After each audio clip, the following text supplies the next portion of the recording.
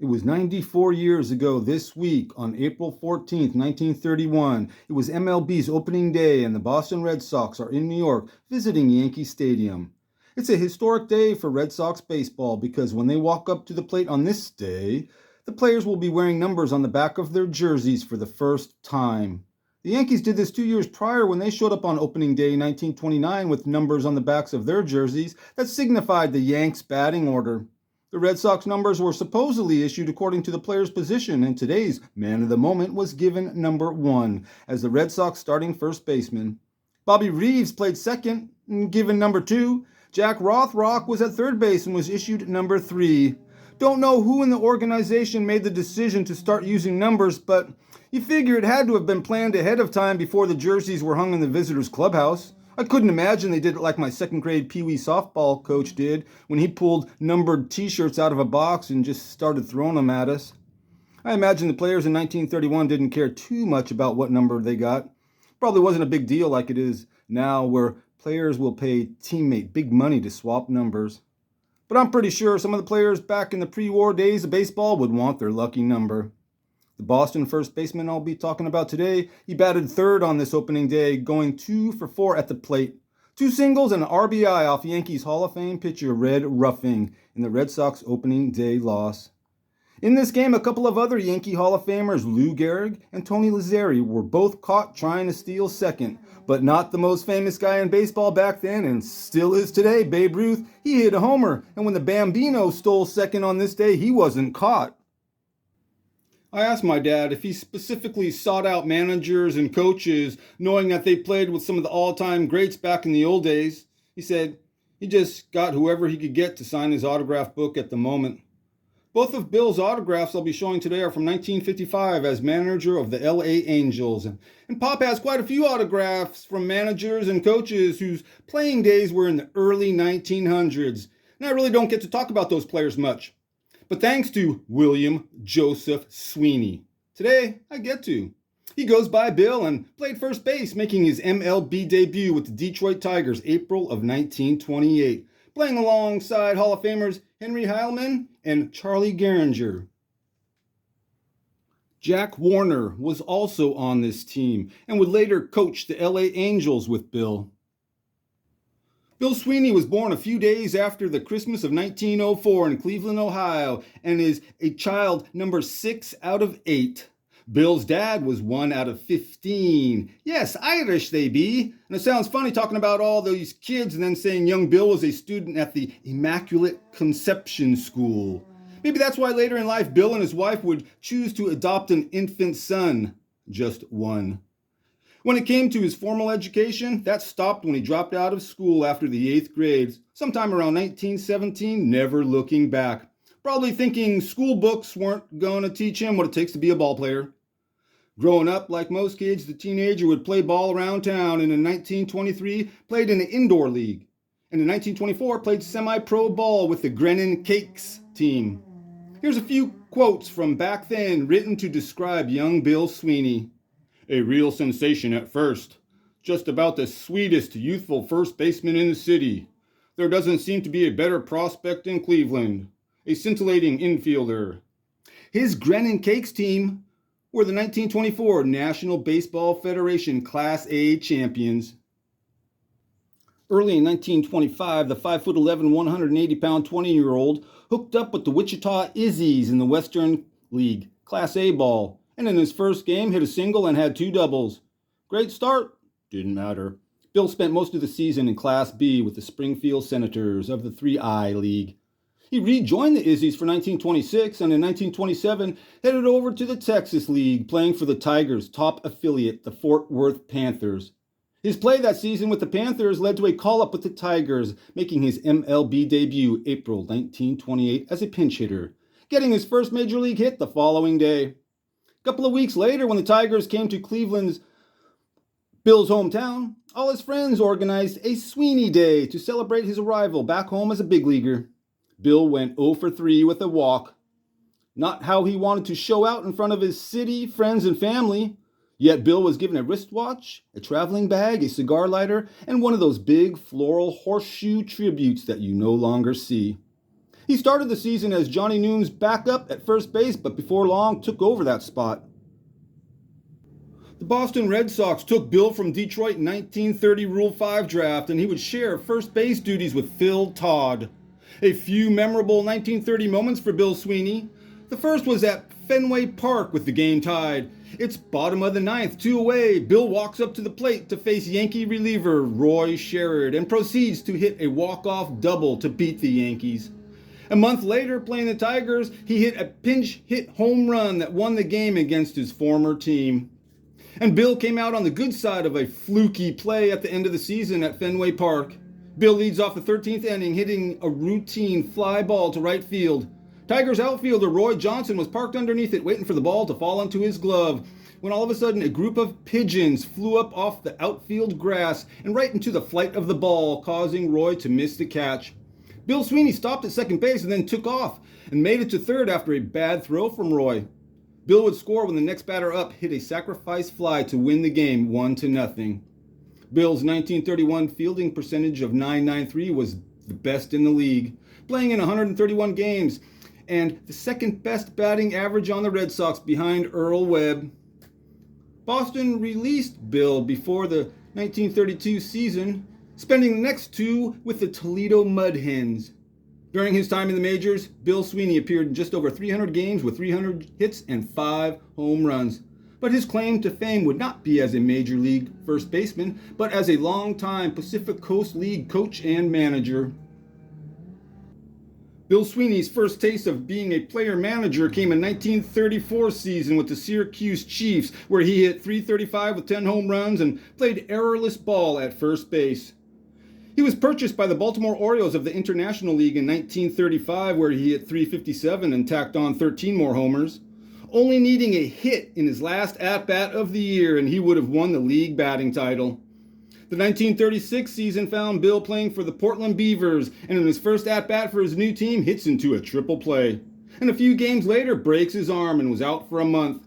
When he got back, took over as player-manager from former athletic star Max Bishop, who himself was injured and got fired for not being able to play. So Bill Sweeney took over a 500 ball club, and in a matter of months, they won the pennant and then the 1936 Pacific Coast League Championship.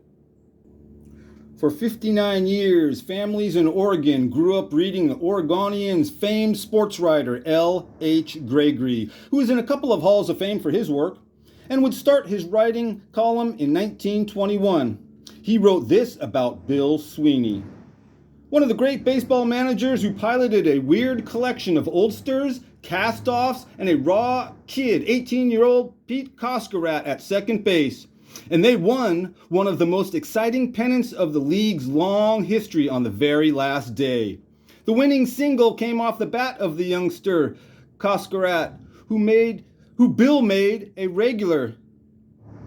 Bill would stick with the team through the 1939 season, and with his 1938 season slowed down due to stomach ulcers and a case of appendicitis. Here's another quote from L.H. No one blames the popular leader for this year's collapse of the Beavers. Bill stayed in the lineup most of the summer on his nerve alone. Noting Bill's stomach problems. There are a lot of characters in the Pacific Coast League, especially when it came to managers. And Bill Sweeney, he was one of them. One of the Pacific Coast League's most popular and, at times, sought-after managers. A so-called scrappy skipper who was ejected in both games of a 1937 doubleheader. And those weren't the only ones he was thrown out of. The Hollywood Stars paid Portland $10,000 to let Bill out of his contract so he could come down to Southern California and manage their team for 1940. And he did for the next 2 seasons. L.H. Gregory also wrote this about manager Sweeney. He took charge and was one of the keenest psychologists who ever ran a team despite his lack of formal schooling. He studied his players and truly got to know them. Now, here's one of the few quotes I found from Bill himself, where he tells L.H. Gregory about his philosophy of managing. Quote, "They're like little children. Lead them by the hand. Sometimes you must surprise, even shock them. Always you must be thinking ahead of them. Sometimes a boy needs a little push or should be curbed from running too wild.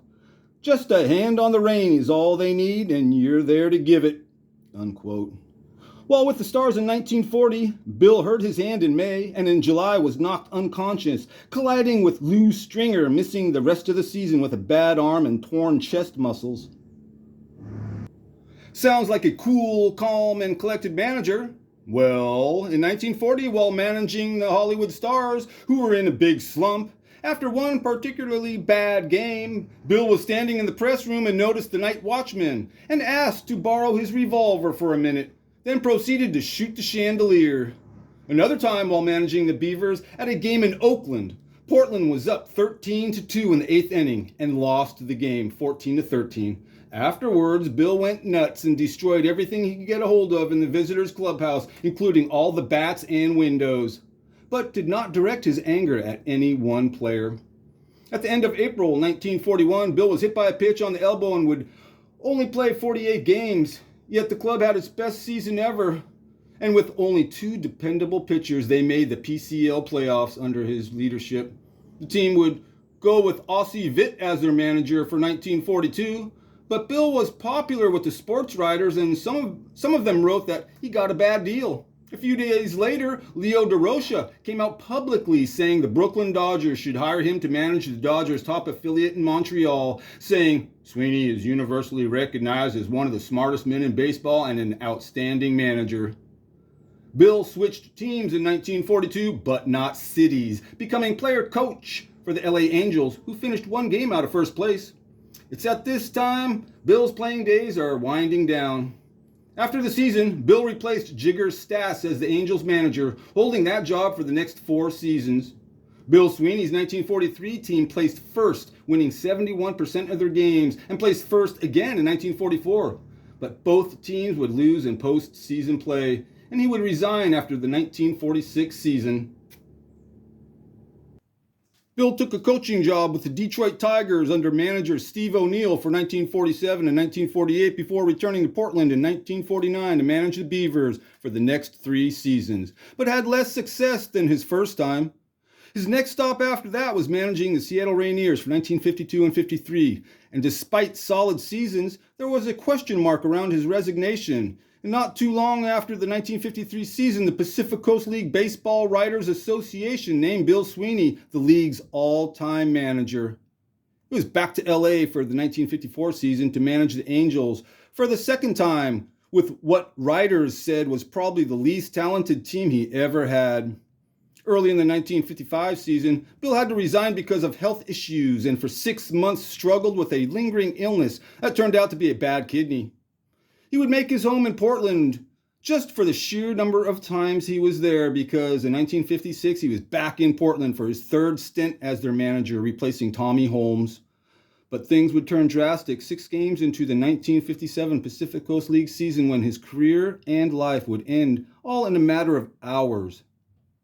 Bill Sweeney managed nearly 3,000 games in the minors with a win-loss record split almost down the middle, with 1 championship during his 18 seasons as manager.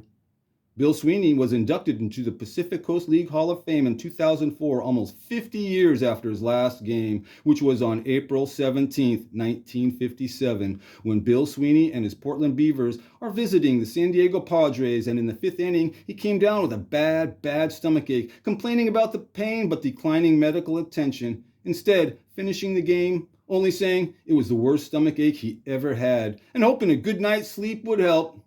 The next morning, they found him in his hotel room, totally helpless and in great pain. He was rushed to the hospital and diagnosed with chemical peritonitis due to a perforated peptic ulcer. Though the emergency operation was successful, Bill's heart gave out and he passed away. Today is April 18th. This will be 68 years since Bill Sweeney's passing. Bill and his wife Helen had been married for 27 years at the time of his death. She would have to wait 43 years before joining her husband. Helen passed away in the year 2000, and it was a long wait for the couple to be reunited, and they are now next to each other in a California cemetery. Professional baseball has over 150 years of interesting information and history, with some of the players sticking around the game for decades. Much of the history from the turn of the century until now all ties together, in a way putting time into perspective, and there is no better example than this. In the year 2010, Chicago Cub legend Phil Cavarretta passed away. This was more than 75 years after Babe Ruth had died. It's hard to believe that somebody who played against the Bambino was still around to talk about it in the year 2010. Phil Cavarretta was the last one. His death would end a very special era of baseball because Phil Cavarretta was the last living person to have played against Babe Ruth in a major league ball game. Remembering Bill Sweeney, who passed away 68 years ago today.